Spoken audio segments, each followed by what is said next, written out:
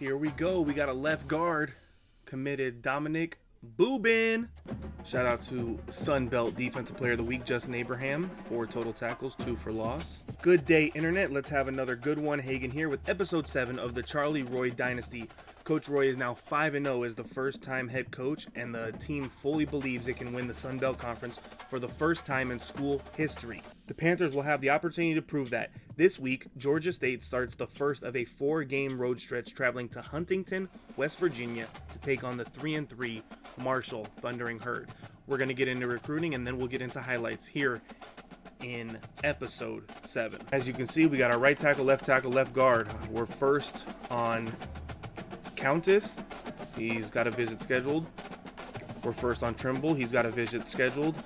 First on I wanted to call him Ivan Drango, but it's Isaac Drango. Here we go. Reigns, we're first. Let's see if he's ready for a visit. He is, and there's only one opportunity, so we gotta make sure it's money that week. All right. D tackle Murphy, first on the board, coming in for a visit. All right, here we got Tyler, the halfback, not ready for a visit, but first on the board. Daniels, first on the board, not ready for a visit. Abraham's first on the board, not ready for, or his visit is scheduled. Here we go. Tim's first on the board, schedule a visit. At this point in the season, doesn't matter if we have clashing visits. We've got to get them in. Hollis first on the board, ready for a visit. Definitely get him here. Proximity to home. Nady first, ready for a visit. So let's get these visits going while we can.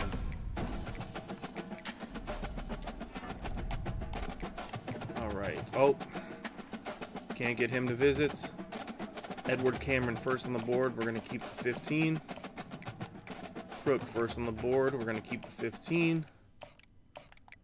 Stefan, we haven't recruited yet, so 15 is the start.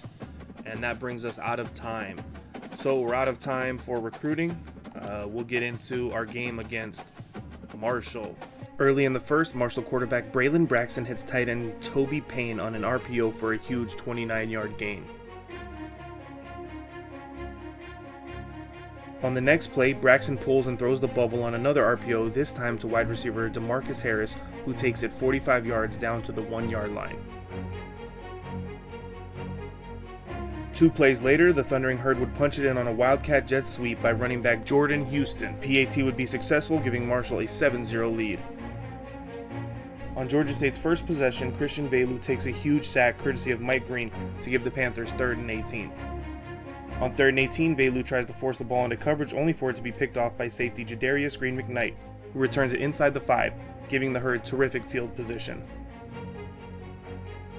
On the very next play, Braxton has all day in the pocket and finds Christian Fitzpatrick for the 3-yard touchdown, giving Marshall a very early 14-0 lead. On the following series, the Panthers would have their first big play of the day. On 3rd and 3, Vay pitches it to the left to Freddie Brock, who takes it 41 yards. On the next 3rd down the Panthers faced, Velu keeps the read option for 8 yards, falling short of the first down by 1 yard. The Panthers go for it on 4th down and convert on the same pitch Freddie Brock broke for 41. A couple plays later, Velu would connect with a diving Ted Hurst from 2 yards out to cut the lead by 7, 14-7. On the next series, Marshall would strike yet again in their hurry-up, fast-paced offense as running back Ethan Payne would take a simple dive 44 yards for a touchdown. Marshall would again push the lead to 14, 21-7. Following the 2-minute warning, Velu would connect on a corner to wide out Tayleek Williams for a 21-yard gain. 2 plays later, Velu would hit star tight end Dorian Fleming on a crossing route for a massive 37-yard gain, putting the Panthers inside the 10-yard line. On a 3rd and goal, Velu rolls right to hit running back CJ Beasley out of the backfield, who gets tackled out of bounds at the 1 by cornerback Josh Moten, bringing up 4th and goal from the 1 with just 6 seconds left. Coach Roy passes on the field goal, and Christian Velu finds Ted Hurst for his second TD of the game. Panthers strike just before half to pull within 7, 21-14. The first big play of the second half would come courtesy of a Panthers triple option. Quarterback Christian Velu would keep himself and take it 24 yards. A couple plays later, Coach Roy would go for it on 4th down again, and Freddie Brock would pick up 10 yards to convert. On 3rd and 11, Velu would have all day in the pocket. He maneuvered to throw a dart to Tayleek Williams, who would haul in the 16-yard reach-back reception to give the Panthers another 1st down. 3 plays later, Velu would roll right and across his body, completing the 5-yard pass to Dorian Fleming for a TD. The PAT would be good, and the Panthers tied the game at 21 after trailing by 14 twice in the game. In the 4th, Velu would throw his 2nd interception of the game as safety A.G. McGee steps in front of the intended receiver. Panthers defense would answer the bell. After a sack on 1st down and a run on 2nd down, they forced the Herd to 3rd and 12. On that play, Katie McDaniel would get his 10th sack of the season, one short of tying the school record for sacks in a season. The Herd would be forced to punt, and the Panthers would take over, tied at 21 with 3:20 left in the game. With 2:04 left in the game, the Panthers would yet again go for it on 4th and 2 from the Marshall 45. Kadarius Thompson gets wide open for a massive 28-yard gain. Georgia State would milk the clock all the way down to 2 seconds to line up for the game-winning 30-yard field goal. Kicker Liam Rickman would bang the kick with ease, giving the Panthers a 24-21 come-from-behind win. Georgia State moves to 6-0 on the year and 3-0 in Sun Belt Conference play.